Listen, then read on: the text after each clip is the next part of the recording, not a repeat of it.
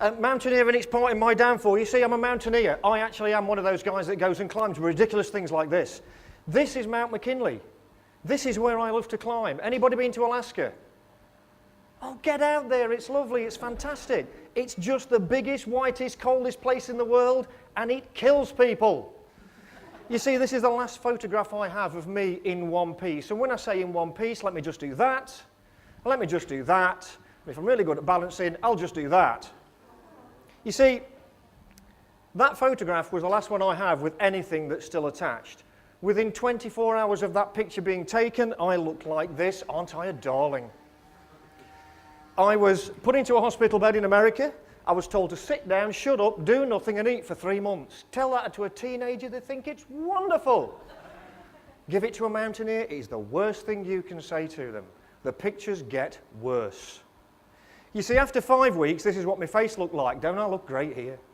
I've got a black nose, I look like a blooming spaniel. And all I've got on the tip of my nose, and that's the bit you breathe and smell with, is the smell of death. Because my nose is dying, my cheek is dying. That's what I looked like 5 weeks later when it fell off because I sneezed.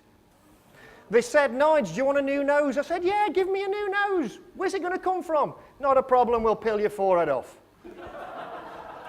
So there's the scar, and there's the nose. That's exactly what they did.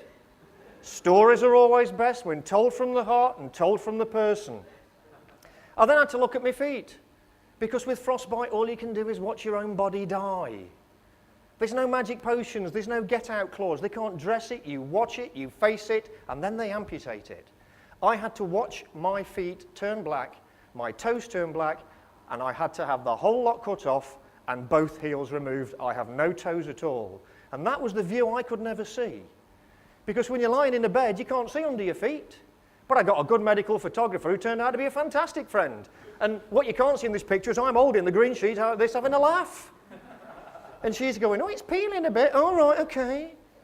Well, what are they going to do with me? Well, you know, after about 5 weeks, they're going to take the knife out, mate. And they're going to cut them off. Okay, so how do we go through this? We go through it because we have to. We go through it because it's the only thing we can face. This is our body. This is what is happening to us. We have to get through it. People say, hold on a minute, where's Nunu come from? Why'd you have a Nunu? Well, here it is.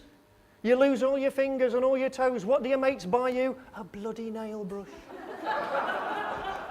Do not underestimate the power of comedy when you are in a desperate, desperate situation.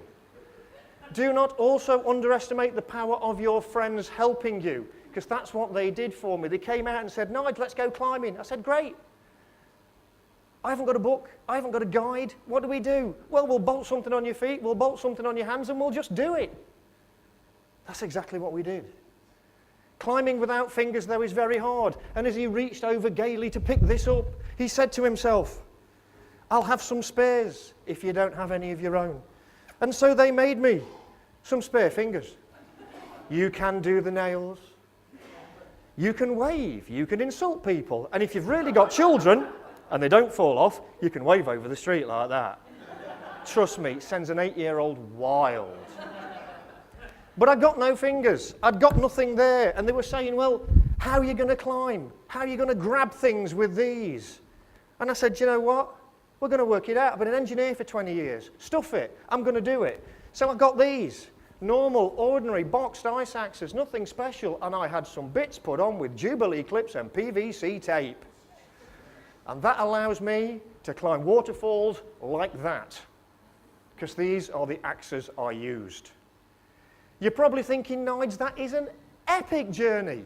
I bet you never went and did anything exciting ever again, did you? I said, yeah, I went to Greenland 3 years later. And I went climbing in the Arctic and ski mounting and ski touring. This is the kind of thing, sledges on your back, big skis, away you go. You can't go skiing without toes. Why not? Who's making the rules here? I am. What did put a lot of people off was in that situation, not far from there, had an appendicitis. And I got pumped with a lot of drugs, and I got through it. And I got to Iceland, and I got through it. And in Iceland, I collapsed and went to hospital and did another country's hospitals. And then people said, are you going to give this up yet? I said, no. So I went to Borneo. And in Borneo, I went looking at these beautiful rocks to have a climb and a ponder around and go through the jungles and see the orangutans. And the only way to get round in Borneo is by road. Road that's wet and wide and takes a boat. We call them rivers. You've got to use a river. The problem is, what's the problem when you're underwater? Are we designed to breathe underwater? No, so why did my boat sink, throw me down to the bottom, and the outboard nearly cut my head off? Because that's what happened. Boat like that. Only 3 or 4 years later, after doing further adventures, I went to climb in Nepal, this big peak on the right. The one on the left's Everest. This is Amadablam. It's one of the most technical peaks in the world. People are going, but you're injured. I said, I don't care. I love mountaineering, and I tell you what, anybody in here like camping? Anybody like going on campsites? No? What's wrong with that then? Because that's the kind of place we camp, and we love it. Oh, have I told you yet I have vertigo? And finally, just to make a day of it. No, you can't all get knotted, but what you can do is understand that this was the rope, not many seconds after this picture was taken as I was abseiling, that snapped. And I went flying down that ice face for about 200 feet, wondering what the hell was going on. And I'll only say this, ladies and gentlemen, why do people never want to go on holiday with me?